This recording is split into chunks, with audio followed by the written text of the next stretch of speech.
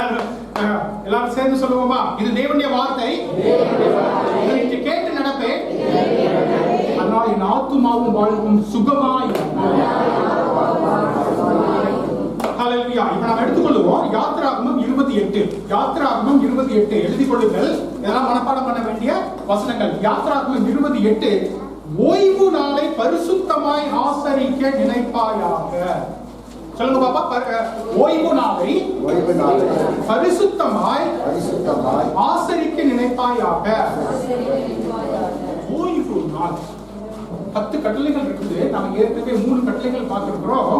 முதல் 3 கட்டளைகள் தேவனுக்கு.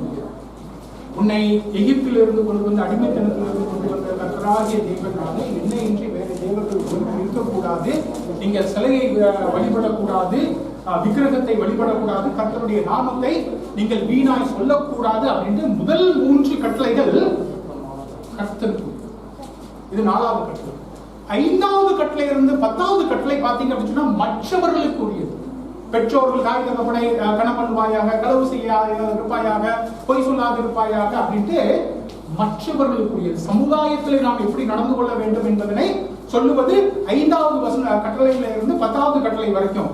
இந்த 2க்கும் இடையில பாத்தீங்க அப்படின்னு சொன்னா ஆண்டவர் என்ன சொல்றாரு? ஓய்வு நாள். இந்த ஓய்வு நாள் கர்த்தருக்கு முன்னால நாம எப்படி நடக்கணும் என்பதற்கும் சமுதாயத்திற்கு முன்பாக எப்படி நடக்கணும் என்பதற்கும் உள்ள ஒரு பாலமாக இருக்கு. அப்ப அதுவும் முக்கியம். கர்த்தர் நம் தேவனை கர்த்தராக அவரை தவிர வேறு யாரும் இல்லாமல் நாம் அவரை வணங்குவதும் ஆராதிப்பதும் அதுவும் தேவை. சமுதாயத்தின் எப்படி நடந்து கொள்ளணும், தாய் தகப்பனை எப்படியாக நடத்தணும், மற்றவங்கள்ட்ட எப்படி நடந்து கொள்ளணும், அதுவும் முக்கியம். ஆனா அந்த 2ஐயும் இணைப்பது எதுவாக இருக்கிறது? ஓய்வு நாளுக்குரியதான கட்டளையாக. அல்லேலூயா. அப்ப இந்த ஓய்வு நாள் அப்ப அது ஒரு முக்கியமான ஒரு காரியமாக இருக்கு. இதுல நீங்க பாத்தீங்க அப்படின்னு சொன்னா 8ல இருந்து 8வது வசனத்தை நான் சொன்ன 9ல இருந்து 11 வரைக்கும் நீங்க வாசிங்கன்னு பாத்துக்கீங்களா? 6 நாளும் நீ வேலை செய்து, 6 நாளும் நீ வேலை செய்து. ஓய்வு எடுக்கிறது அப்படின்னு சொன்னா வேலை செய்யாம ஓய்வு எடுக்கிறத பத்தி ஆண்டவர் சொல்லுது. சோம்பேறியா இருக்கிறத பத்தி ஆண்டவர் சொல்லல. நாம அதனாலதான் தேவனுடைய வார்த்தையை ஒழுங்காக நல்லபடியாக படித்து தியானிக்க வேண்டும். சோம்பேறியாக இருப்பதை பற்றி ஆண்டவர் சொல்லல. என்ன சொல்றாரு? நீ 6 நாளும் வேலை செய்து உன் கிரியைகளை எல்லாம் நடப்பிப்பாயாக, 7ஆம் நாளோ உன் தேவனாகிய கர்த்தருடைய ஓய்வு நாள். அதிலே நீயானாலும், இப்ப பாருங்களேன், இதை நீங்க கவனம் செலுத்துங்க. நீயானாலும் உன் குமாரனானாலும் உன் குமாரத்தியானாலும் உன் வேலைக்காரனானாலும் உன் வேலைக்காரியானாலும் உன் மிருக ஜீவனானாலும் உன் வாசல்களில் இருக்கிற அந்நியனாயிலும் யாதொரு வேலையும் செய்ய வேண்டாம். கர்த்தர் 6 நாளைக்குள்ளே வானத்தையும் பூமியும் சமுத்திரத்தையும் அவையுள்ள எல்லாவற்றையும் உண்டாக்கி 7ஆம் நாளிலே ஓய்ந்திருந்தார். ஆகையால் கர்த்தர் ஓய்வு நாளை ஆசீர்வதித்து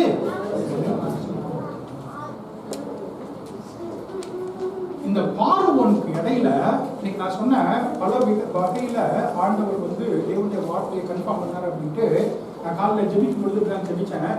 பார்வோனுடைய அதிகாரத்தை உடைக்க வேண்டும். பார்வோனுடைய அதிகாரத்தை, அடிமைத்தனத்தை உங்களுடைய சபையில உடைக்கணும் அப்படின்னு இன்னைக்கு ஜோயில் பாடும்போது அதான் பார்வோனுடைய இந்த அதிகாரத்தையும் அடிமைத்தனத்தையும் நம்முடைய வாழ்க்கையில் உடைக்கணும். பார்வோனுடைய அதிகாரத்துக்குள்ளாக, அடிமைத்தனத்துக்குள்ளாக இந்த யூதர்கள் இருக்கிறாங்க. அவர்கள் பல 100 ஆண்டுகளாக இருக்கிறாங்க. கடைசியில் என்ன தெரியுமா ஆகுது? அவர்கள் வைக்கோலை எடுத்து அவர்கள் அங்க செங்கல்களை கட்ட பண்ணும். அவன் என்ன சொல்றான்? பார்வோன், நான் உனக்கு வைக்கோலே கொடுக்க மாட்டேன், நீ போய் எடுத்துட்டு வா அப்படின்னு. இன்னைக்கும் சமுதாயத்தில் அப்படிதான் இருக்குதுங்க. நம்ம நினைக்கலாம் நம்மளுக்குலாம் எகிப்துல நம்ம இல்லை அப்படின்னு நினைக்கலாம், நம்ம அடிமைத்தனத்துல இல்லை அப்படின்னு நினைக்கலாம். இன்னைக்கு என்ன ஆகுது? இன்னைக்கும் அப்படிதான் இருக்குது. நீங்களே உங்க லேப்டாப் கொண்டாங்க, நீங்களே உங்க கம்ப்யூட்டர் கொண்டாங்க. நீங்க இப்போ நீங்க பாத்தீங்கன்னா கிறிஸ்துமஸ்க்கு கூட லீவ் கொடுக்குறது. கிறிஸ்துமஸ்க்குலாம் நீங்க வேலைக்கு வரணும், சண்டே வேலைக்கு வரணும். இதெல்லாம் என்னது? பார்வோனுடைய அடிமைத்தனம். உங்களுக்கு ஓய்வே இல்லாமல் இருக்கிறது பார்வோனுடைய அடிமைத்தனம். இங்க ஆண்டவர் பாருங்க, வேற எந்த நீங்க கிரேக்க இதை எடுத்துக்கோங்க, ரோமர்களுடைய அந்த உலக குறிப்பை நீங்க எடுத்துக்கொள்ளுங்க, இல்ல மற்ற எந்த விதமான மதத்தினுடைய குறிப்புகளை எடுத்துக்கொள்ளுங்க. நிறைய இடங்கள்ல நீங்க பாத்தீங்கன்னா, நீங்க சின்ன வயதுலாம் பார்த்திருப்பீங்க, திருவிளையாடல்கள் அப்படின்லாம் பார்த்திருப்பீங்க. அதாவது தேவர்கள் கடவுள்கள்லாம் இருக்கிறாங்க, நம்ம மனிதர்கள்லாம் அவர்களுக்கு ஒரு டாய், ஒரு பொம்மை பொருள், நம்மள அவங்க ஆட்சி படைப்பாங்க. அப்ப என்ன அர்த்தம்? அவர்களுக்கு நாம கீழே. இங்க ஆண்டவர் என்ன தெரியுமா சொல்றாரு? நான் ஓய்வடைந்தேன், நீங்களும் ஓய்வெடுக்கணும்.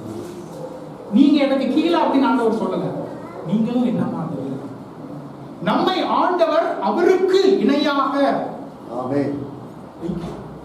நம்மளை கீழே, நாமெல்லாம் பொம்மை பொருள், நம்மளை ஆட்டி வைக்கிறார் அப்படிங்கிறது கிறிஸ்தவத்துல கிடையவே கிடையாது. நம்மை தேவனுக்கு சமமாக உயர்த்துகிறார். ஹல்லேலூயா. இரண்டாவது நீங்க பாருங்க, ராஜாக்கள் மட்டும் ஓய்வெடுக்கணும்னு சொல்றாரா? ஆசாரியர்கள் மட்டும் ஓய்வெடுக்கணும்னு சொல்றாரா? வியாபாரிகள் மட்டும் ஓய்வெடுக்கணும்னு சொல்றாரா? தலித்துலாம் ஓய்வெடுக்க கூடாதுன்னு சொல்றாரா? என்ன சொல்றாரு? வேலைக்காரனாகட்டும், அந்நியனாகட்டும், மிருக ஜீவன்களாகட்டும், எல்லாருக்கும் ஒண்ணுதான். அனைவரையும் ஒன்றாக பார்ப்பது கிறிஸ்தவம் மட்டும்தான். இந்த புத்தகம் மட்டும்தான் அனைவரையும் ஒன்றாக பார்ப்பது. ஹல்லேலூயா. அதனாலதான் பவுல் சொல்லுவாரு, கிரேக்கன் என்றும் இல்லை, யூதன் என்றும் இல்லை, ஆண் என்றும் இல்லை, பெண் என்றும் இல்லை, எஜமானனும் என்றும் இல்லை, வேலைக்காரனும் என்றும் இல்லை. சபைக்குள்ள நீங்க வந்துட்டீங்களா? எல்லாம் ஒண்ணு. நம்முடைய சபையில் அப்படிதான் இருக்கும். பார்வோன் ஏற்றத்தாழ்வு உண்டாக்கினான், ஓய்வே கொடுக்கல. ஆனா ஆண்டவர் என்ன சொல்றாரு? என்னுடைய பொருளாதாரத்துல அப்படி இருக்க கூடாது. நல்ல உழை, 6 நாள் கஷ்டப்பட்டு உழைங்க, ஒரு நாள் ரெஸ்ட் எடுங்க. புரியுதுங்களா? அப்போ ஆண்டவர் இது மட்டும் இல்ல, பாருங்க, லேவியராகமம் 25:2 குறித்து வைத்துக் கொள்ளுங்கள். லேவியராகமம் 25:2 பாருங்க, இஸ்ரவேல் புத்திரரோட சொல்ல வேண்டியது என்னவென்றால், நான் உங்களுக்கு கொடுக்கும் தேசத்திலே நீங்கள் போய் சேர்ந்திருக்கும் பொழுது தேசம் கர்த்தருக்கென்று ஓய்வு கொண்டாட வேண்டும். ஹல்லேலூயா. அப்போ மனுஷன் மட்டும் இல்ல, மிருகம் மட்டும் இல்ல, நிலத்துக்கும் ஓய்வு. அதுதாங்க ஆண்டவருடைய பொருளாதாரம். தேவன் இந்த 10 கட்டளைகளை பிரகாரமாக ஒரு சமுதாயம் இந்த 10 கட்டளைகளை அடிப்படையாக வைத்து தங்களுடைய வாழ்க்கையையும் பொருளாதாரத்தையும் நடப்பிக்குதுன்னு வைத்துக் கொள்ளுங்களேன், மிகவும் செழிப்பாக இருக்கும். அவர்கள் செய்வதெல்லாம் வாய்ப்பு. அதான் ஆதி கிறிஸ்தவர்கள் செய்து கொண்டிருந்தாங்க. எல்லாரும் கஷ்டப்பட்டு உழைப்பாங்க, ஆனா எல்லாத்தையும் கொண்டு வந்து சமமாக வைப்பாங்க. என்னவா ஆகுமா? யாருக்கும் எந்த தேவையும் இல்லை, அந்த தேவை அவர்களுக்கு குறைவு இருந்ததே இல்லை. அப்படிப்பட்ட சமுதாயம் தான், பொருளாதாரம் தான் ஆண்டவர் விரும்புகிறார். ஹல்லேலூயா. அப்போ இந்த தேவனுடைய வார்த்தையானது நம்முடைய ஆத்துமாவுக்கு மட்டுமல்ல. அதனாலதான் யாக்கோபு சொல்லுவாரு, உன்னுடைய ஆத்துமா வாழ்வது போல. ஏன்? இது இந்த 10 கட்டளைகள் ஆகட்டும், தேவனுடைய வார்த்தை ஆகட்டும், இது நம்முடைய ஆத்துமாவுக்குரியது மட்டுமல்ல, நம்முடைய குடும்ப வாழ்க்கைக்கும் உள்ளது, நம்முடைய பொருளாதாரத்துக்கும் உள்ளது, நம்முடைய போக்கிலும் வரத்துக்கும் உள்ளது, எல்லாவற்றுக்கும் உரியது. அதனாலதான் சங்கீதத்தில் ஆண்டவர் சொல்லுகிறார், தாவீது சொல்லுகிறாரு, என்னவா? அவன் செய்வது எல்லாம் வாய்க்கும். அவன் சபையில செய்வது மட்டும் வாய்க்கும் சொல்லல, அவன் ஜெபிக்கிறது மட்டும் நடக்கும் சொல்லல, அவன் செய்வது எல்லாம் வாய்க்கும். ஏன்? அவன் தேவனுடைய வார்த்தையில தியானமாக இருக்கிறான், இரவும் பக்கம் தியானமாக இருக்கிறான். அப்ப தேவனுடைய வார்த்தையை படித்து நாம செய்கின்ற பொழுது, அவர் சொல்லுகிற பிரகாரமா செய்கின்ற பொழுது என்ன ஆகுது? எல்லாம் வாய்க்கப்படுகிறார். ஹல்லேலூயா. அப்போ அவருடைய அந்த பார்வோனுடைய அடிமைத்தனத்திலிருந்து நம்ம வெளியே வருகின்ற பொழுது, இவங்கெல்லாம் ஓய்வெடுப்பாங்க, மேல் சமுதாயத்தில் உள்ளவங்க எல்லாம் ஓய்வெடுப்பாங்க, மேல் அதிகாரம் உள்ளவங்க எல்லாம் ஓய்வெடுப்பாங்க, மற்றவங்க எல்லாம் கஷ்டப்படுவாங்க அப்படிங்கிற ஒரு காரியம் தேவனுடைய சபையில இல்லை. எல்லாரும் ஹல்லேலூயா. எல்லாரும் நாம் ஓய்வெடுக்க வேண்டும்.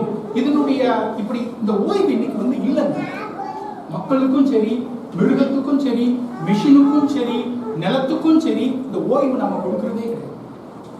அதனாலதான் இன்னைக்கு என்ன தெரியுமா ஆகுது? நான் எங்க ஆபீஸ்ல, நீங்களும் அதை கேள்விப்பட்டிருக்கீங்க, இன்னை விட சின்ன பசங்க 45 வயசு 42 வயசு ஹார்ட் அட்டாக் வருதுங்கிறான், டென்ஷன் ஆகுதுங்கிறான், ஸ்ட்ரோக் வருதுங்கிறான். இன்னை விட சின்ன பசங்க. என்னடா டென்ஷன் சார், என்ன பண்றது சார், எப்பவுமே உழைக்க வேண்டியது. அப்போ அது வந்து பாடியில காமிக்குது, நம்முடைய உடம்புல அதை காண்பிக்குது. எப்பவுமே வேலை செஞ்சுட்டு இருக்கும் பொழுது நான் எத்தனையோ மருத்துவர்கள் அவர்களுடைய இதை கேட்பேன். அவங்க சொல்றாங்க, நீங்க இந்த கேன்சர் வர்றது இதெல்லாம் இதுக்கு ஒரு காரணம். அது மட்டும் இல்ல, இந்த ஹார்ட் அட்டாக் வர்றது இதுக்கெல்லாம் ஒரு காரணம் இந்த டென்ஷன், ஸ்ட்ரெஸ். எப்பவுமே ஓடிக்கிட்டு இருக்கிறது, ஓய்வு இல்லாமல் ஓடுறது. அப்போ பாடிக்கு வந்து ரெஸ்ட் இல்லைன்னு வச்சுக்கோங்க, என்ன ஆகுது? பிரச்சனை ஆகுது. இப்போ ராமலிங்கம் கார் ஓட்டுறாரு, அவருக்கு தெரியும் எவ்வளவோ தூரம் ஓட, ரெஸ்டே இல்லாமல் கார் ஓட்டிக்கிட்டே இருந்தால் என்ன ஆகும்? பிரேக் டவுன் ஆகும். நம்ம பாடியும் அப்படி ரெஸ்டே இல்லாமல் ஓடிக்கிட்டு ஒரு நேரம் பிரேக் டவுன். அப்போ நம்ம ரெஸ்ட். இன்னைக்கு நிலத்துக்கு பாருங்க, பாஸ்டர் இங்க வீடு கட்டும் போது போர்வெல் போட்டாங்க. எவ்வளவு அடி போட்டீங்க பாஸ்டர்? 100 அடி போட்டாங்க. இப்ப இன்னொரு ஒரு பாஸ்டர் கட்டுறாரு, 200 அடி போட வேண்டியது. ஒரு 5 வருஷத்துக்கு 200 அடி போர்வெல் போட வேண்டியது. ஏன்? நிலத்துக்கு நம்ம ஓய்வு கொடுக்கறது இல்ல. நீங்க பாக்குறீங்களா பஞ்சாப்ல, நீங்க எல்லா இடத்துலயும் நிலத்தடி நீர் போயிடுச்சு. ஏன்? எல்லா இடத்துலயும் ஓய்வு இல்லாம போயிட்டே இருக்கு. இதனுடைய விளைவுகள், இந்த கட்டளையை நாம் கடைபிடிக்காததினாலே அதனுடைய விளைவுகளை நாம பார்க்கிறோம். அப்ப இன்னைக்கு நம்ம 3 காரியங்களை பார்க்க போகிறோம். ஏன் நாம ஓய்வு எடுப்பதில்லை? ஏன் இந்த ஓய்வு நமக்கு முக்கியம்? இந்த ஓய்வை நாம் எப்படி எடுக்கலாம்? இந்த புதிய ஏற்பாட்டில் இந்த பழைய ஏற்பாட்டு கட்டளைகள் எல்லாம் மாறும். ஆண்டவராக இயேசு கிறிஸ்து இதுகள் பழைய ஏற்பாட்டினுடைய கட்டளைகள் எல்லாம் மாற்றி அவர் சொல்லுவார். நாம் அதனை பார்க்க போகிறோம். நாம் ஏன் ஓய்வு எடுப்பதில்லை? முதலாவது நீங்க பாத்தீங்கன்னு வச்சுக்கோங்களேன், இன்னைக்கு நாம ஒரு கவனத்தோடு ஒரு காரியத்தை நாம் செய்வதே ரொம்ப டிஸ்டர்பன்ஸ், எப்பவுமே டிஸ்ட்ராக்ஷன். நான் பார்த்தேன், இப்ப நம்ம எல்லாம் சின்ன பிள்ளைங்க படிக்கும்போது நம்ம பாடம் படிச்சுட்டு ஒரு அரை மணி நேரம் 1 மணி நேரம் படிச்சுட்டு அப்புறம் போய் ஏதாவது விளையாடுவோம், ஏதாவது பண்ணுவோம். இப்ப என்ன பண்றாங்க? அவங்க டிவி பாக்குறாங்க, டிவி இப்ப பிரேக்ல போய் பாடம் படிக்கிறாங்க. அப்ப என்ன ஆகுது? அவங்க படிச்சுக்கிட்டே இருக்கும் பொழுது அவங்களுக்கு ஞாபகம், இப்ப என் பையன் அப்படிதான் பண்ணுவான். அவன் ஞாபகம் எப்படி தெரியுமா? அவன் யூடியூப் ஷார்ட்ஸ்லயே ஞாபகம் இருக்குதா இல்லையா? நான் ராதாகிருஷ்ணன் வீட்டுக்கு போனா அவருக்கு எப்பவுமே சொல்லுவேன், என் பிள்ளைகள்லாம் நான் இப்படி வச்சுட்டு படுக்கதான் நான் போவேன், நான் தூங்குறதுக்குள்ள மொபைலை எடுத்துட்டு போயிடுறாங்க. அதுதான் பண்றேன். இதுக்கு நடக்குதா இல்லையா? ஒரே டிஸ்ட்ராக்ஷன். நான் இன்னைக்கு செக்டர் 4ல நான் கார் ஓட்டிட்டு போயிட்டு இருக்கிறேன். அவன் பாக்குறேன், நான் ஒருத்தன் மொபைல் போனை வச்சுட்டு அவன் கார் ஓட்டிட்டு வர்றான். மொபைல் போனை வச்சுக்கிட்டே பார்த்துக்கிட்டே வர்றான். கார் ஸ்லோவா ஓட்டிட்டு மொபைல் போனை வச்சுக்கிட்டே பார்த்துட்டே போறான். நம்மள எத்தனை பேர் பாக்குறோம்? நீங்க எல்லாம் கேப்ல போயிருப்பீங்க, ஏதாவது ஒரு வண்டி எடுத்துட்டு நீங்க இது பண்ணிருப்பீங்க. அவன் எப்பவுமே போன்லயே இருப்பான் டிரைவர். ஒரே டிஸ்ட்ராக்ஷன். அப்ப என்ன ஆகுது? நீங்க 2 மணி நேரத்துல வேலை செய்ய வேண்டியது இடையிடையே டிஸ்டர்பன்ஸ் வந்து வந்து வந்து வந்து 4 மணி நேரம் வேலை செய்யும். அப்ப என்ன ஆகுது? நீங்க 8 மணி நேரம் வேலை செஞ்சுட்டு போய் தூங்கலாம் அப்படின்னு சொன்னா இன்னைக்கு என்ன ஆகுது? 10 மணி நேரம் நீங்க வேலை செய்ய வேண்டியிருக்குது, 20 மணி நேரம் வேலை செய்ய வேண்டியிருக்குது. ஏன்? செய்ய வேண்டிய வேலையில கவனம். இன்னைக்கு காலையில் என்னுடைய ஃப்ரெண்டு ஒரு வீடியோ எனக்கு அனுப்பியிருந்தாங்க. அது என்னுடைய வாட்ஸ்அப் ஸ்டேட்டஸ்ல போட்டுருக்கிறேன். ஒரு அம்மா பெருக்கிட்டு இருக்கிறாங்க. அப்படி பாதி பெருக்கிட்டு இருக்கும் பொழுது போன் எடுத்து பாக்குறாங்க. இந்த விளக்கு மாதிரி இப்படி வச்சிடறாங்க. இப்படி போன் எடுத்து பார்த்துட்டு எல்லாம் பார்த்துட்டு அதுக்கப்புறம் எங்க வச்சுங்கிறது மறந்துச்சு. சுத்தி சுத்தி தேடிட்டு இருக்காங்க. நடக்குதா இல்லையா? அப்போ நாம் என்ன செய்ய வேண்டுமோ அதிலே கவனம் செலுத்தாததினாலே நாம் எந்த நேரத்துல செய்யணுமோ அதை விட அதிகமான நேரத்துல சமையல் பண்ணிட்டு இருப்பாங்க. போன் வந்துடும். 1 மணி நேரமா பேசிட்டு இருப்பாங்க. ஐயோ 1 மணிக்கு அவர் வந்துருவாரு. அப்புறம் என்னத்தையாவது ஒண்ணு பண்ணி டென்ஷன் ஆகுதா இல்லையா? அதான் ஆண்டவர் சொல்றாரு கொலோசியர்ல பாருங்க, கொலோசியர் 3:24, எதை செய்தாலும், எதை பைபிள் படிச்சா மட்டும் இல்ல, பிரேயர் பண்ணா மட்டும் இல்ல, என்னவா எதை செய்தாலும் அதை மனுஷர்களுக்கு என்று செய்யணும். இன்னைக்கு அதான் பிரச்சனை. பாஸ் பாக்குறதுக்குள்ளார நம்ம பண்ணி, பாஸ் பாக்குற வரைக்கும் நம்ம சேனல் உட்காந்துருக்கணும். அது போனோம்னா ஓடி போயிடும். எங்க ஆபீஸ்ல ரொம்ப நடக்கும். என்ன வேலையெல்லாம் முடிச்சுட்டே போகலையா? பாஸ் மேனேஜர் உட்கார்ந்து அவர் போற வரைக்கும், அவர் வர்றதுக்கு முன்னால வந்துருவான். அவர் போனதுக்கு தான் போவான். ஏன்னா அப்படின்னா ப்ரமோஷன் கிடைக்கும். நடக்குதா இல்லையா? இன்னைக்கு எதை செய்தாலும் மனுஷர்களுக்கு என்று செய்யாமல் என்ன செய்யணுமா? கர்த்தருக்கென்று மனப்பூர்வமாய் செய்யுங்கள். நீங்கள் முழு கவனத்தை செலுத்துங்கள். எதை பண்றீங்களோ, என்ன பண்ணாலும் சரி, முழு கவனத்தோடு. போனை தள்ளி வச்சுட்டு நீங்க போன் நிறைய பேர் நம்ம மூத்தவங்க தான் இருக்கிறீங்க, என் வயசுல இருக்கிறவங்க 2 பேர் 2-3 பேர் இருக்கீங்க. நம்மெல்லாம் இந்த போனோட வளர்ந்தவங்க கிடையாது. நாங்க தான் கடிதம் எழுதுவோம். இப்பெல்லாம் நான் யோசிக்கிறேன், எப்பா எனக்கு பணம் வேண்டும் அப்படின்னு நான் கடிதம் எழுதுவேன். அது ஒரு 5 நாள் ஆகும். அவரு அதுக்கப்புறம் பணம் அனுப்புவார், அது ஒரு 5 நாள் ஆகும். இன்னைக்கு நாம என்ன பண்றோம், எப்பா பணம் அனுப்புப்பா அப்படின்னு சொல்லிட்டு அவர் 10 நிமிஷம் ஆயிடுச்சுன்னா, என்னப்பா உங்களுக்கு வேலை இல்லையாப்பா, என் மேல கஷ்டம் இல்லையாப்பா, ஒரு 10 நிமிஷம் தாண்டா ஆச்சு. அதுக்குள்ள இன்னைக்கு எனக்கு என்ன ஆகும், 10 நாள் ஆகும். இன்னைக்கு 10 நிமிஷம் ஆனா திட்டுறாங்க. நான் அனுப்பிட்டேனே, ஏன் அனுப்பல, இன்னும் ஏன் பதில் கொடுக்கல, நான் வாட்ஸ்அப் ஸ்டேட்டஸ்ல அனுப்புனேன், வாட்ஸ்அப்ல உனக்கு மெசேஜ் அனுப்புனேன், ஏன் அனுப்பல. அப்போ நம்முடைய சிந்தனைகள் எல்லாம் செதறி போய் இருக்குது. ஏதாவது ஒரு மெசேஜ் வரும் வாட்ஸ்அப்ல, நம்ம ப்ரே பண்ணிட்டு இருப்போம். ப்ரே பண்ணிட்டு இருக்கும் பொழுது நாம ஒரு பைபிள் வசனம் ஞாபகத்துக்கு வரும். அது நம்ம பைபிள்ல நம்ம இப்ப இதை எடுக்கிறதே கிடையாது, எல்லாம் மொபைல்ல தான் நம்ம எடுக்கிறோம்.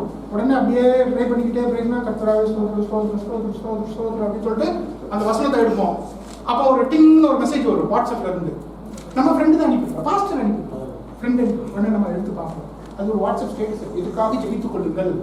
என் மனைவி எப்படி தான் அடிக்கடி அனுப்புவாங்க, இதற்காக ஜெபித்துக் கொள்ளுங்கள் அப்படின்னு சொன்னா நம்ம ஜெபிச்சுட்டு இருக்குதானே இருக்கிறோம், அதை பார்த்துருவோம், அதுக்கு தான் ஜெபிக்க தானே போறோம். அது ஒரு வாட்ஸ்அப் ஸ்டேட்டஸா இருக்கும், சாரி யூடியூப் ஷார்ட்ஸா இருக்கும், அதை போய் பார்ப்போம். அது ஜெபிச்சுக்கிட்டே அப்படியே சொல்லிட்டே பார்க்கணும். நடக்குதா இல்லையா? மனப்பூர்வமாய் செய்யாமல், முழு கவனத்தோடு செய்யாமல் நம்ம இப்படிதான் பண்ணிட்டு இருக்கோம். ஆனா கொலோசியர்ல பவுல் என்ன சொல்றாரு, நீங்கள் எதை செய்தாலும் மனப்பூர்வமாக செய்யுங்க, கர்த்தருக்கு செய்யுங்க, மனுஷர்களுக்கு பண்ணாதீங்க. போனை தள்ளி வச்சிருங்க. 1 மணி நேரம் 2 மணி நேரம் நீங்க எந்த காரியத்தை செய்தாலும் செய்யுங்க, அதுக்கப்புறம் போய் பார்த்துக்கோ.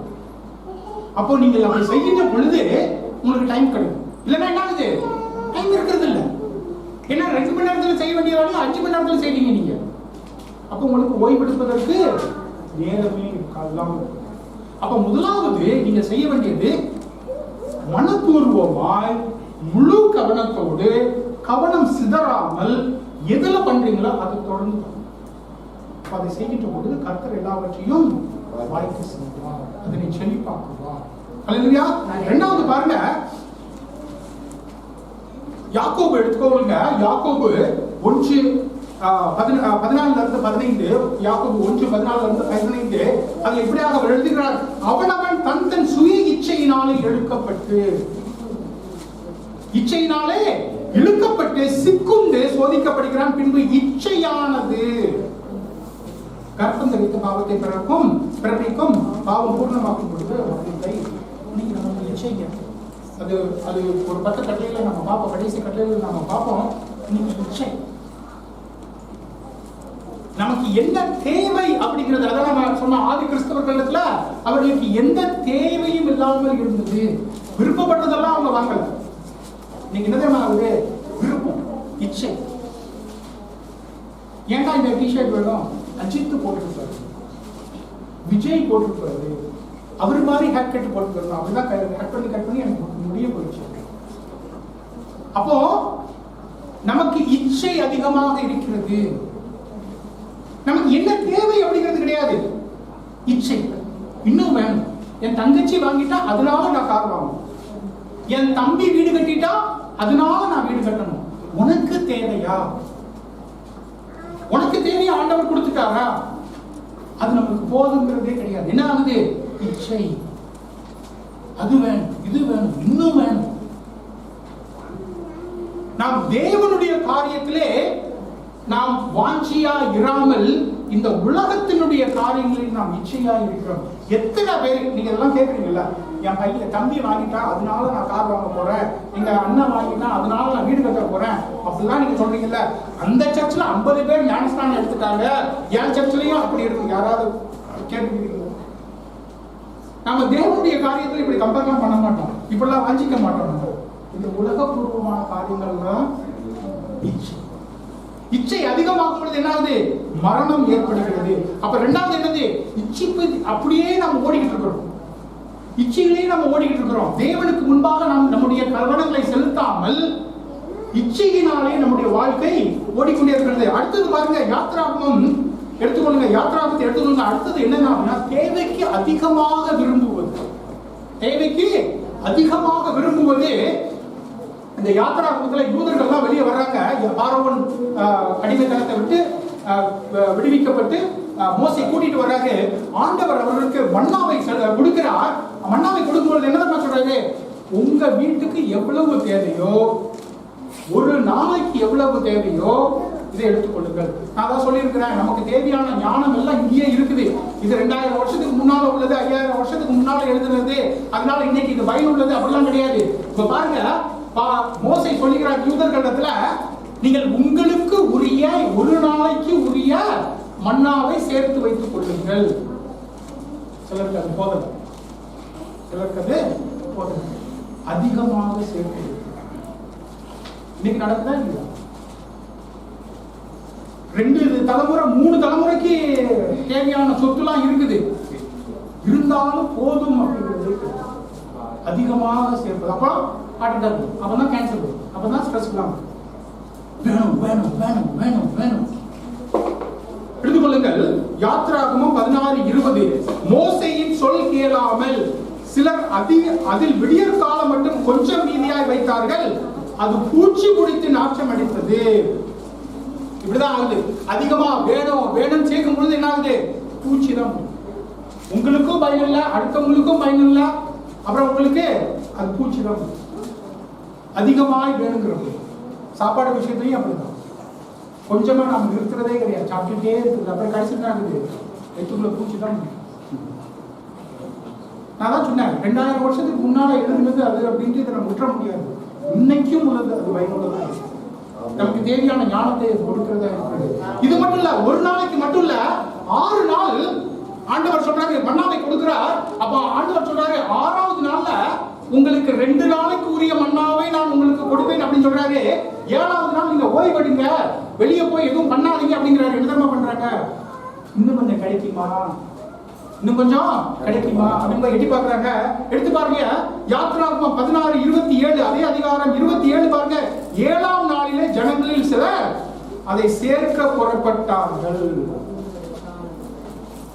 நடக்குதா இல்லையா? இன்னும் வேணும் இன்னும் வேணும், போய் போய் போய் நம்முடைய உடம்பு புண்ணாகும். அந்த ஓய்வு அப்படிங்கிற எண்ணமே நமக்கு இல்லை. போதும் அப்படிங்கிற ஒரு எண்ணமே இன்னும் வேணும் இன்னும் வேணும். ஆண்டவர் கொடுத்துட்டாரு, நம்மளுக்கு போதுங்கிறதே கிடையாது. அதனாலதான் பவுல் சொல்கிறாரு, என்ன விதமான நம்ம என்ன பண்ணணுமோ, முதல்ல ஏற்கனவே நான் ஒன்று சொன்னேன், நீங்கள் தேவனுக்கென்று கர்த்தருக்கென்று முழு மனதோடு நீங்க செய்யணும் அப்படின்னு சொன்ன 1 தீமோத்தேயு 6:6 பாருங்க. பவுல் இருக்குதான், இது நான் தான் சொல்லியிருக்கிறேன், இந்த பைபிள்ல வேதாகமத்துல இருக்கிற எல்லா பிரச்சனைகளையும் சொல்லியிருக்காரு. நம்மளை உருவாக்குறவருக்கு தெரியுமா தெரியாதா, நம்மளுக்கு என்னெல்லாம் பிரச்சனை வரும் அப்படின்ட்டு. அப்போ அதையும் சொல்லியிருக்கிறாரு, அதுக்கு தேவையான தீர்வுகளையும் சொல்லியிருக்கிறாரு. 1 தீமோத்தேயு 6:6 பாருங்க. 2 காரியங்கள் இருக்கிறது, போதும் என்கின்ற மனதோடு கூடிய தேவ பக்தியே மிகுந்த ஆதாயம். இதை வச்சு ஒரு நேரம் நம்ம மெசேஜ் கொடுக்கலாம், செய்தி கொடுக்கலாம். போதும் என்கிற மனம், தேவ பக்தி, 2 வேணும். போதும் என்கிற மனம் மட்டும் இருந்துச்சுன்னா ஆகும், நீங்க சோம்பேறி ஆயிருவீங்க, சமுதாயமே சோர்ந்து போயிடும். தேவ பக்தி 6 நாள் வேலை செய்யும், 7வது நாள் ஓய்வு.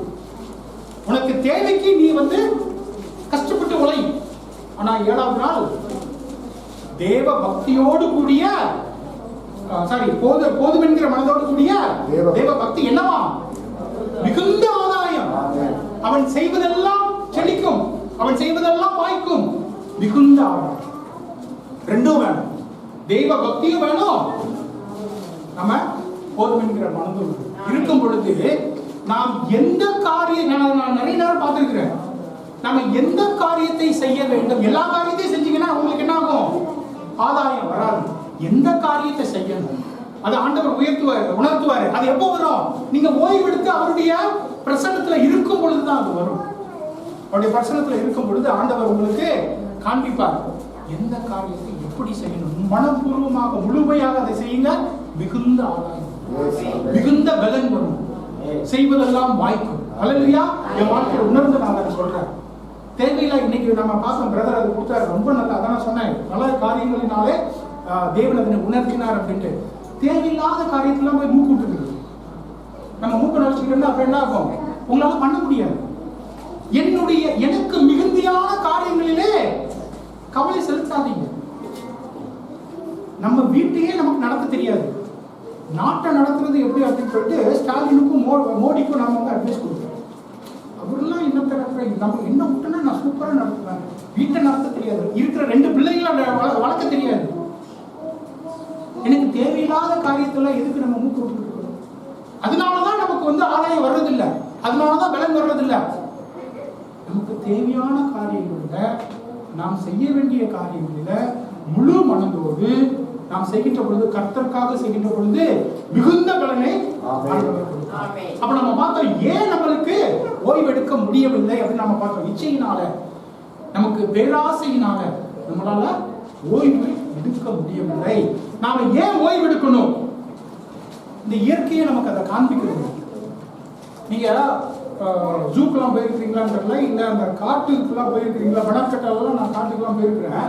காட்டுக்கெல்லாம் நீங்க போனீங்கன்னு வச்சுக்கோங்களேன், இந்த சிங்கம், இந்த மிருகம்லாம் நீங்க பாத்தீங்கன்னு வச்சுக்கோங்களேன், எப்பவுமே ஓடிக்கிட்டே இருக்கும். எப்போ பசிக்குதோ போய் அடிச்சு சாப்பிடும், அதுக்கப்புறம் போய் படுத்து தூங்கிடும். நாம என்ன தெரியுமா? ஐயோ இன்னும் 2 இருந்தா நல்லா இருக்குங்க, அடிச்சுக்கிட்டே ஓடிக்கிட்டே இருக்கும். அதனாலதான் நம்மளால ஓய்வு எடுக்க முடியவில்லை. அப்ப நாம ஏன் ஓய்வு எடுக்கணும் அப்படின்னு சொன்னா 5 காரியங்களை நம்ம பார்க்க போகிறோம். அதுக்கு முன்னால் நான் சொல்றேன், டாக்டர் விவேக் மூர்த்தி அப்படின்ட்டு US surgeon general, government surgeon general, அவர் சொல்றாரு இருதயம் எப்படியாக அது உழைக்கிறது அப்படிங்கிறத பத்தி சொல்றாரு. சிஸ்டோல், டயஸ்டோல் அப்படின்னு நீங்க தேடி பார்க்கலாம். சிஸ்டோல், டயஸ்டோல் அப்படின்னு 2 வகையாக இருதயம் வேலை செய்கிறது. ஒரு பகுதியில ரத்தத்தை வெளியே அனுப்புகிறது, இன்னொரு இதுல அது ஓய்வு எடுக்குது. இருதயமே ஓய்வு எடுக்கிறதுனால தான் ஓடும். இருதயத்தை ஓய்வு எடுக்கலன்னு வச்சுக்கோங்க, எல்லாம் போயிடும். அப்ப இயற்கையே அப்படிதான் ஆண்டவர் படைச்சிருக்கிறாரு, நம்மையும் அப்படிதான் படைச்சிருக்கிறாரு. நாமளும் ஓய்வு எடுக்க வேண்டும். ஏன் ஓய்வு எடுக்கும் பாருங்க. ஆதியாகமம் 1:31, ஆதியாகமம் 1:31 பாருங்க. ஆண்டவர் ஒவ்வொன்றா படைக்கிறாரு. அப்பொழுது தேவன் தாம் உண்டாக்கின எல்லாவற்றையும் பார்த்தார், அது மிகவும் நன்றாக இருந்தது. சாயங்காலமும் விடிகாலமாகி 6ஆம் நாள் ஆயிடுச்சு.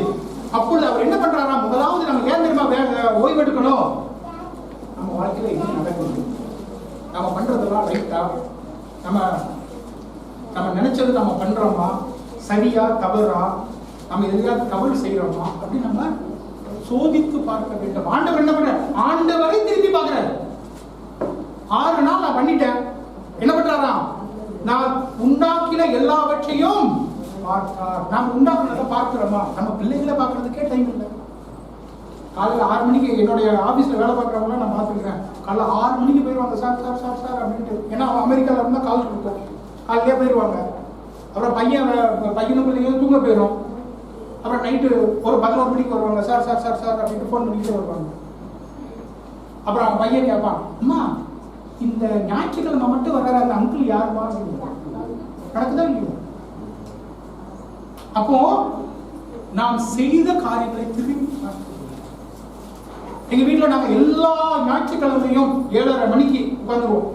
இந்த வாரத்துல என்ன நடந்துச்சு, நம்ம என்ன பண்ணோம், சரியானது பண்ணோமா, சொன்னது நம்ம பண்ணோமா, ஏன் பண்ணல, என்ன நம்ம தப்பு பண்ணோம், நாங்கள் ஆராய்ந்து பசங்க எழுதுவாங்க டைரி.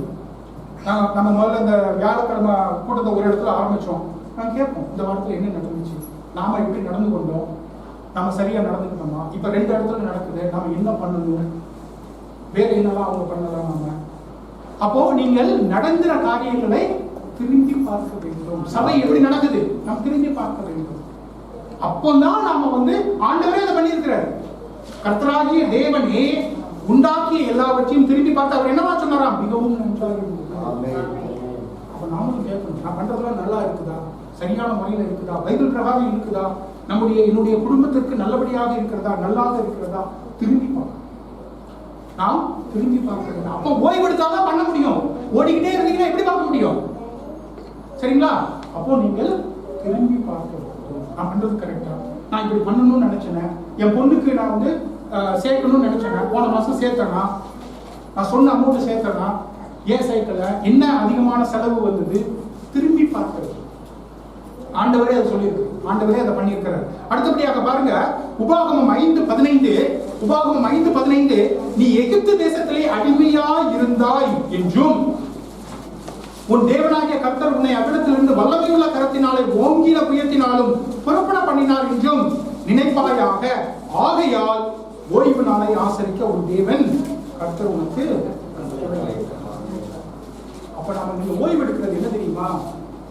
அடிமைத்தனத்தில் இருந்து எனக்கு விடுதலை கிடைத்தது. அதுதான் ஆண்டவர் சொல்றாரு. நீங்க என்ன சொல்றாரு?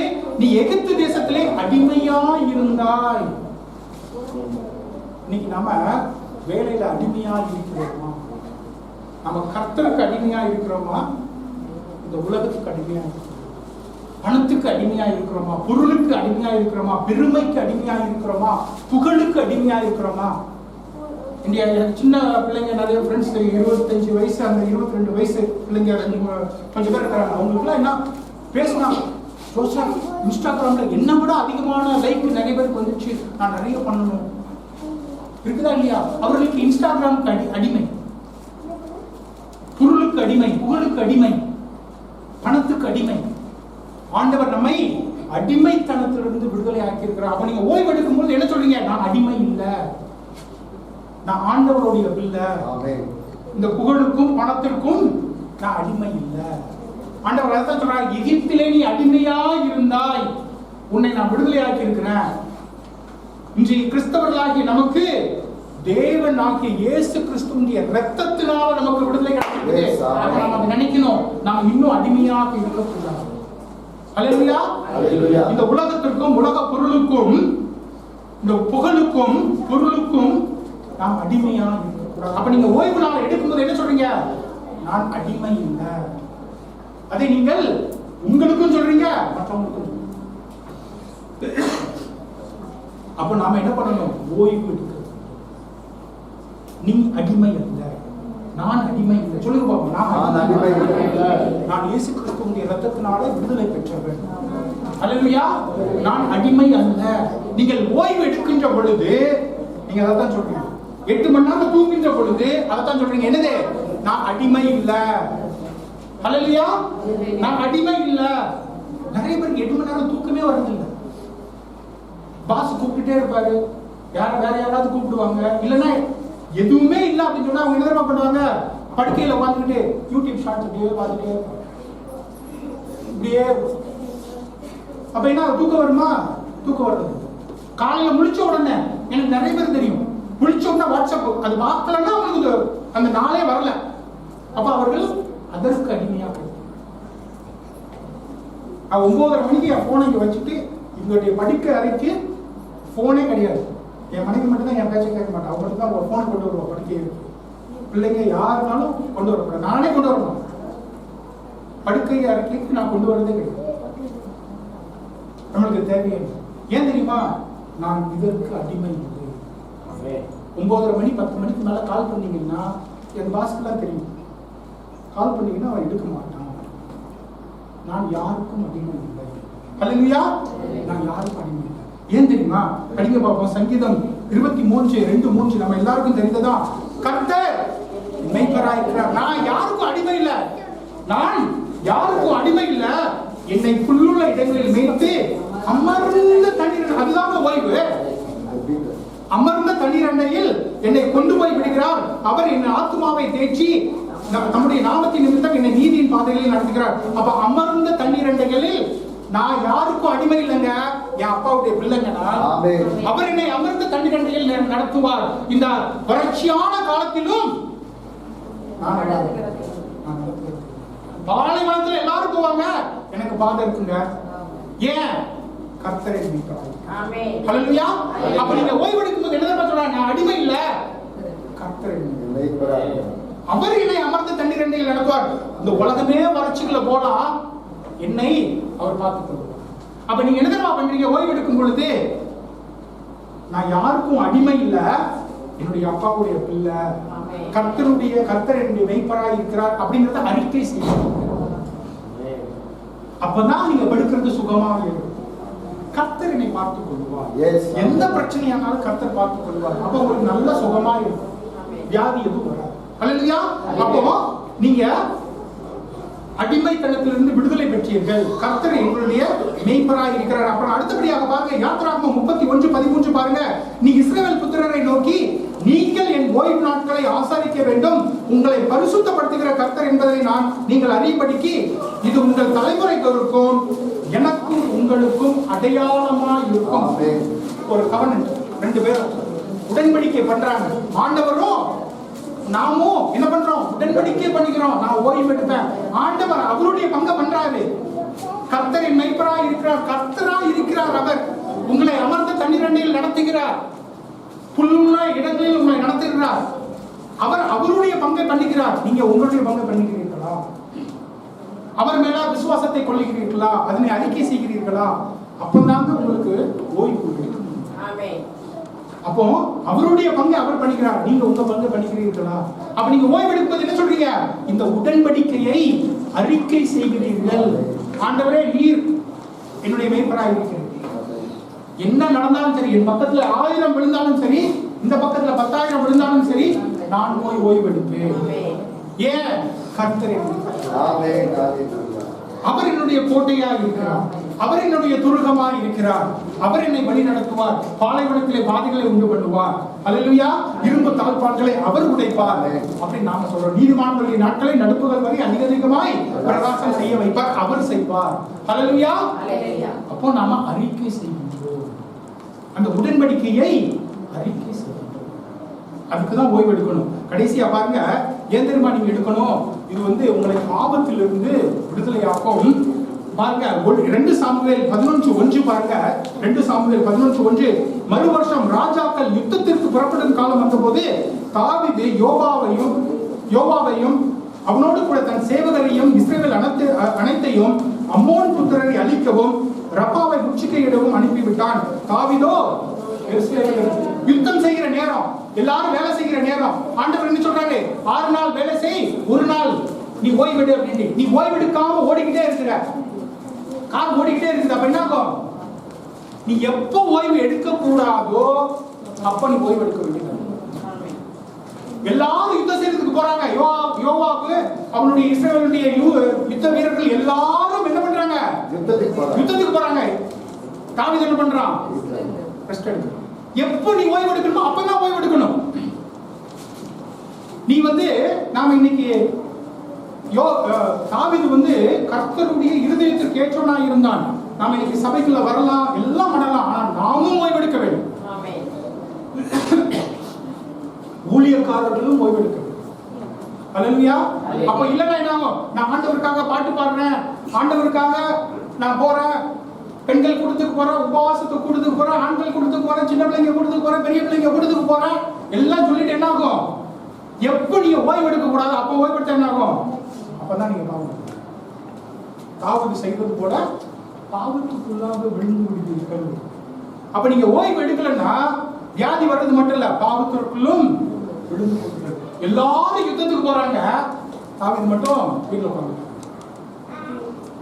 அப்போ நீங்கள் ஓய்வு எடுக்க வேண்டியது கட்டாயமாக இருக்கு. சரி, இப்ப நம்ம 2 காரியங்களை பார்த்தோம். ஏன் நம்மளால ஓய்வு எடுக்க முடியவில்லை, நாம் ஏன் ஓய்வு எடுக்க வேண்டும், நாம இப்ப பார்க்கலாம் நாம் எப்படி ஓய்வு எடுக்கலாம் அப்படின்னு நம்ம பார்க்க போகிறோம்.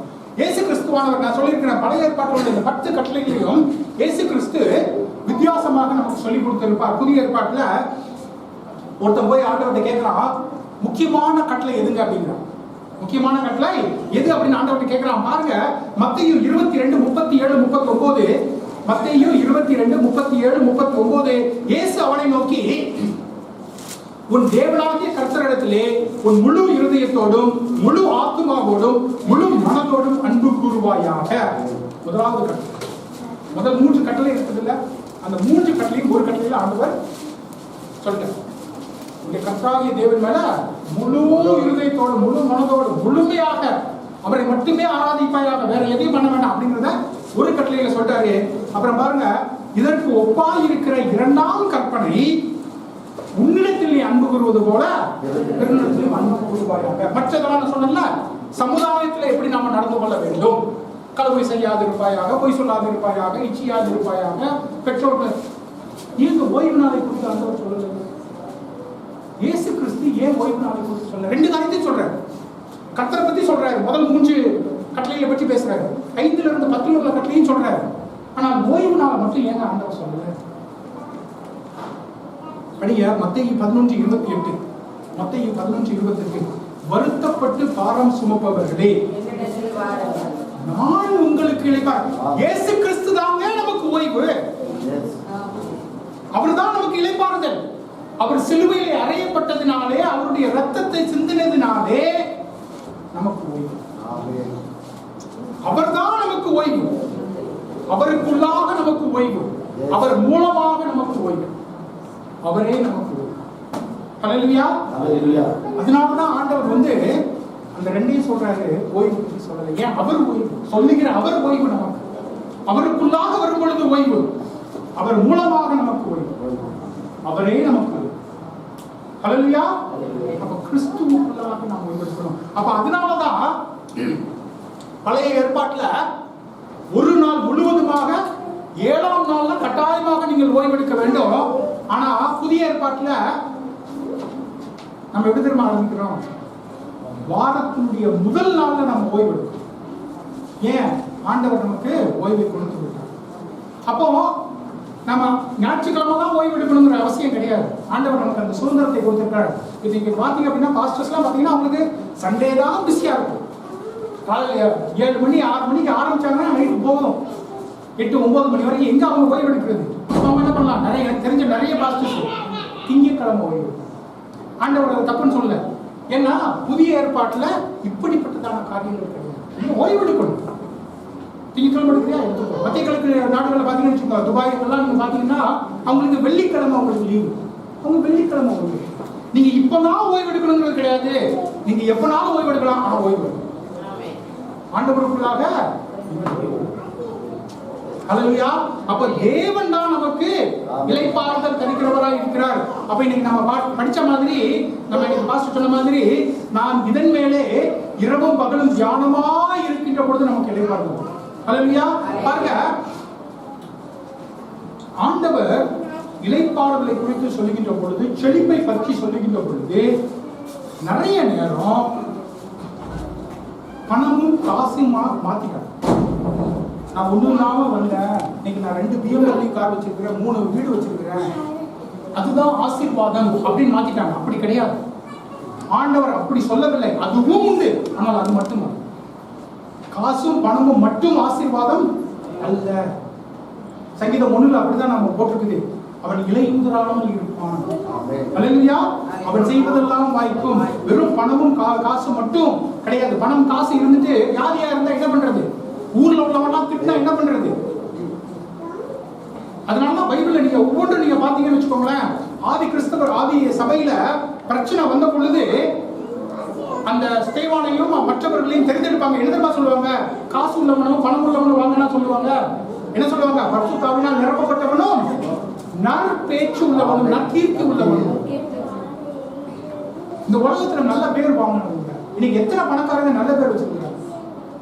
அப்ப அதுதான் ஆசீர்வாதம்.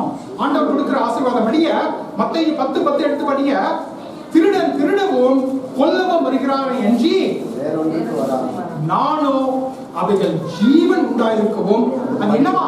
பரிபூரணம். ஜீவன் பரிபூரணம். யோவான் 10:10 பாத்தீங்கன்னா என்ன போட்டிருக்குது? பரிபூரணப்படும். நம்முடைய வாழ்க்கையில எல்லாவற்றையும் நம்ம வெறும் பணம் பணம் பணம் பணம் போயிட்டு இருந்தோம்னா மற்ற காரியெல்லாம் போயிடும். எல்லாம் நம்ம நீங்க நீதிமொழிகள் 31 பார்த்தீங்க அப்படின்னா இருக்கும். அந்த தேவனை தேடுகிற ஒரு ஸ்திரீயினுடைய கணவனை பத்தி அதுல போட்டிருக்கோம். ஊரினுடைய மூப்பர்கள் அவரை மதிப்பார்கள். அதுவும் ஒரு ஆசீர்வாதம், அதுவும் ஒரு ஜீவன், அதுவும் ஒரு பரிபூரணம். நம்முடைய வாழ்க்கை பரிபூரணப்படும். அதுக்குதான் ஆண்டவர் வந்திருக்கிறார். ஆண்டவரை தேடுகின்ற பொழுது, தேவனுடைய வார்த்தை பிரகாரமாக நடக்கின்ற பொழுது, நான் இன்றைய சாட்சியாக சொல்லுகிறேன், எல்லாம் பரிபூரணம். ஹல்லேலூயா.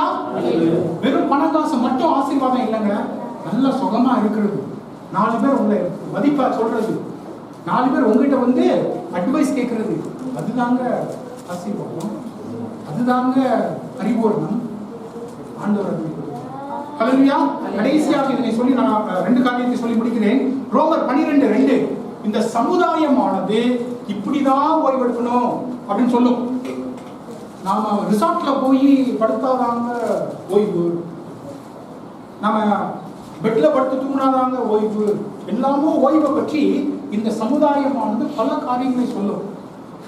நான் தான் பார்ட்டியில போய் டான்ஸ் ஆடினாதாங்க எனக்கு சந்தோஷமா இருக்கும், இந்த உலகத்து மக்கள் சொல்லுவாங்க. ஆனா பவுல் என்ன சொல்றாரு?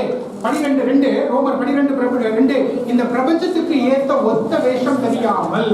அப்ப இந்த உலகமானது என்னுடைய ஓய்வு எப்படி எடுக்கணும் அப்படின்னு இந்த உலகம் ஒன்று சொல்லுது. நான் போய் பார்ட்டி பண்ணாதான் எனக்கு ஓய்வு, தண்ணி அடிச்சாதான் ஓய்வு, நான் சினிமா பார்த்தாதான் ஓய்வு, அது இந்த உலகம் சொல்லுகிறது. நாம் இந்த உலகத்துக்குரிய ஒத்த வேஷம் தெரியாமல் நம்ம என்ன பண்ணணுமா? தேவனுடைய நன்மையும் பிரியமும் பரிபூர்ண சித்தம் இன்னதென்று பகுத்தறியத்தக்கதாக நம்முடைய மனம் எழுதினார். அப்ப நம்முடைய தேவனுடைய வார்த்தைக்கு போனோம். ஆண்டவரை நான் எப்படி ஓய்வு எடுக்கிறேன்? ஆண்டவர் சொல்லியிருக்கிறார். ஆண்டவர் தான் நமக்கு ஓய்வு, ஆண்டவர் தான் நமக்கு கிடைக்கும். சபைக்கு நீங்க வந்து பாருங்க, அது வர்றதெல்லாம் கஷ்டமா தான் இருக்கும். நல்ல ஆராய்ச்சி. இன்னைக்கு எத்தனை பேர் நல்லா ஆராதிச்சீங்க? ஹல்லேலூயா. நல்லா ஆராதிச்சு மனம் விட்டு ஆராதிங்க. உங்களுடைய கவலை எல்லாம் போயிடும். இந்த உலகத்தினுடைய பிரச்சனைகள் எல்லாம் உங்களுக்கு ஒண்ணுமே தெரியாம போயிடும். நீங்க வெளியே போகும்போது லெக்குவா போகும். நான் எத்தனையோ நேரம் உணர்ந்துருக்கிறேன். நான் ஜெபிச்சு வருவேன், ஆண்டவரே நல்லா ஆராதிக்கணும்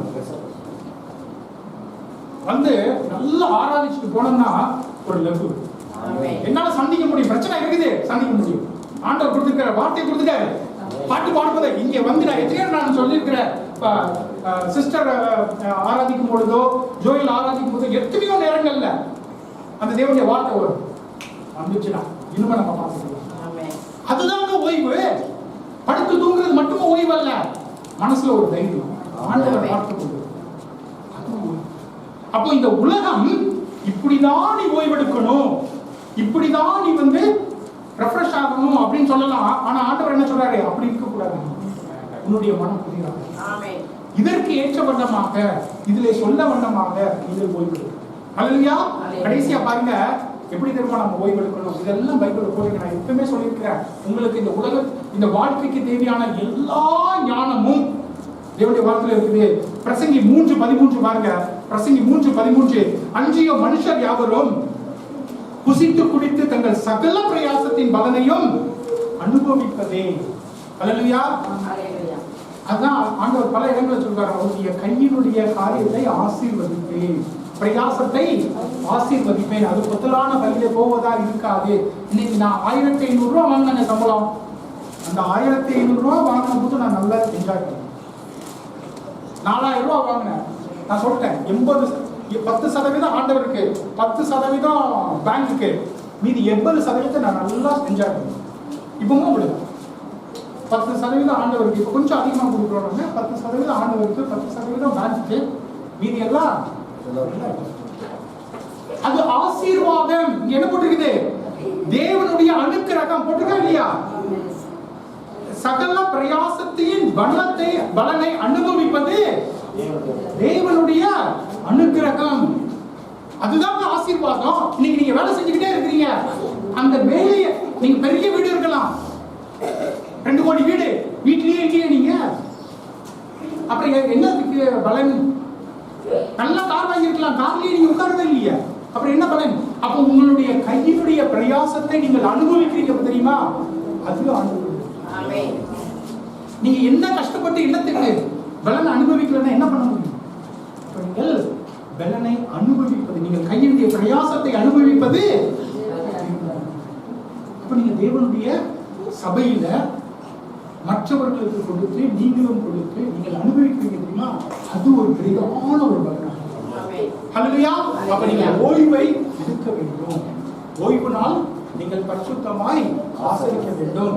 ஆனால் கிறிஸ்துவுக்குள்ளாக ஓய்வு நாள் என்பது வித்தியாசப்படுகிறது. கிறிஸ்துவுக்குள்ளாக நீங்கள் நிலைப்பாடு அடைய வேண்டும். கிறிஸ்துவுக்குள்ளாக நீங்கள் வர வேண்டும்.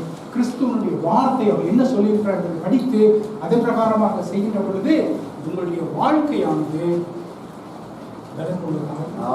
ஆசீர்வாதமாக செய்வதெல்லாம் வாய்ப்பு.